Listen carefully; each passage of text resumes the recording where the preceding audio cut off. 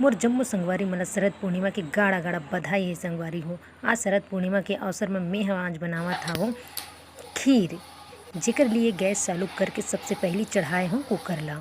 ओकर बाद डाले हूँ मैं थोड़ा सा देसी घी, फिर चावल ला डाल के ओला भूने हूँ हल्का भूरा और लाल के होवत ले। फिर दूध की बारी है। आज मैं ये तरीके से खीर बनावत हो संगवारी हो। आप मन कैसे बनात हो तेला कमेंट में ज़रूर बताओ। फिर लौंग इलायची के बिना तो खीर अधूरा है, जेला मैं कूट कूट के डालत हूँ, जेकर से खीर के स्वाद और बढ़ जाते ना संगवारी हो। अब लौंग इलायची ला डाल के चम्मच ला चलाए हूँ खीर में अच्छी तरीके से। जैसन कि आप मन देख सकते हो संगवारी हो, खीर के नज़ारा कितना सुग्घर लगत है ना। ये तो देख के इतना सुग्घर लगत है तो फिर स्वादिष्ट कितना होही संगवारी हो, जेला मैं सोच कितना ज़्यादा एक्साइटेड हूँ। ओकर बाद में गैस ला हल्का आँच में चला करके कुकर के 3 सीटी होए तक पकाए हूँ। फिर फाइनली देख सकते हो संगवारी हो